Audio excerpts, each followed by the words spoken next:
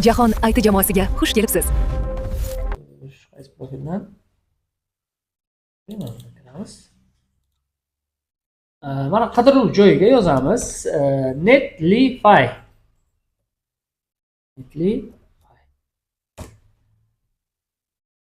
Mana bu Netlify degan platforma biz yaratgan loyihalarni bepul hosting qiladigan platforma hisoblanadi. Qarang. Mana bu o'yini ochiladi. Bu Netlify interfeysi. Shu joyda mana birinchi marta ro'yxatdan o'tib olishimiz kerak. Ro'yxatdan o'tishda diqqat bilan e'tibor qiling.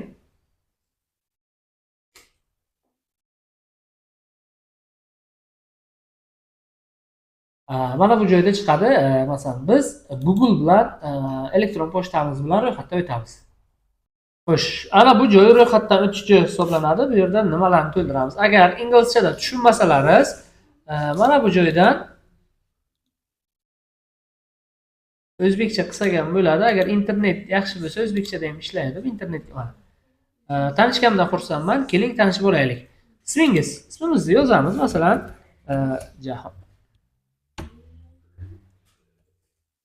Jahon ta'lim deb yozib qo'yamiz. Mana bu joyda Netlify'dan qanday foydalanishni rejalashtiryapsiz? Shaxsiy. Bu joy farqi yo'q aslida. Bu hech narsani nima qilmaydi. Veb-sayt yaratishda tajribangiz. Mayli, bizda hozircha boshlang'ich. Avval qanday loyiha qurmoqchisiz? Blog. Farqi yo'q aslida. Mana web ilova qilsak ham blog.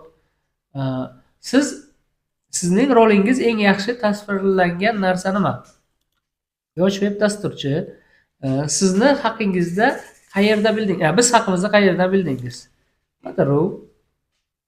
Mana bu yerda jamoangiz nomi yozamiz. Jahon ta'lim markazi. Siz o'zingizni ismingizni kiritib qo'ysangiz ham hech narsa qilmaydi.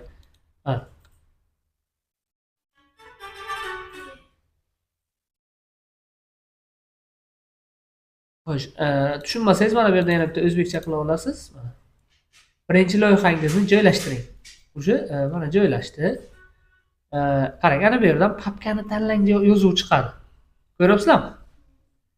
Bularga hech narsasiga e'tibor qilmaymiz. Mana bu yerdan papkani tanlangni bosamiz. Biz рабочий stolda loyihamiz bor edi. Shu edimi? Bosamiz. Bosilmadi. Bosamizda загрузить.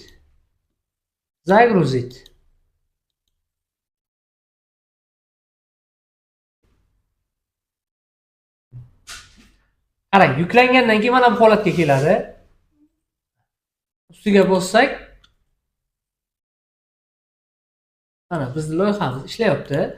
Endi nomiga e'tibor bering, mana nomi esda qolarli emas. Buni o'zgartirish uchun loyiha konfiguratsiyasiga kiramiz. Ko'ryapsizlar? Mana pastroqqa chiqsak, mana change project name. Bu degani proyektning nomini o'zgartirish. Yozishga e'tibor bering proyekt nomini. 2 ta 3 ta so'zlik bo'lsa, joy tashlab bo'lmaydi. Bunaqa chiziqcha bilan yoziladi. Shunchaki bitta so'zlik bo'lsa, nima qilamiz? Kichkina harflar bilan yoziladi mana. Eko loyiha deb qo'ysak. Mana. Agar bu nom bo'lsa qabul qilmaydi, boshqa nom so'raydi. Yo'q ekan bu nom.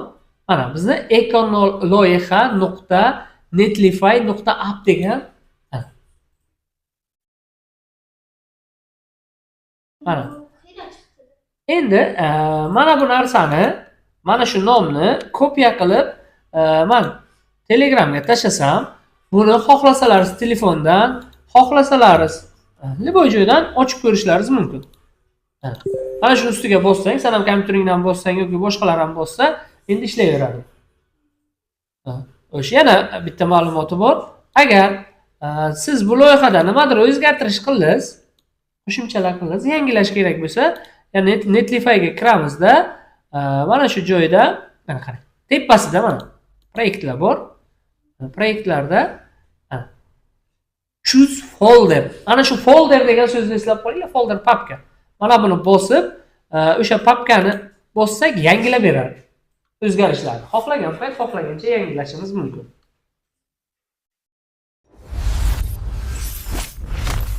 Jahon IT jamoasiga xush kelibsiz.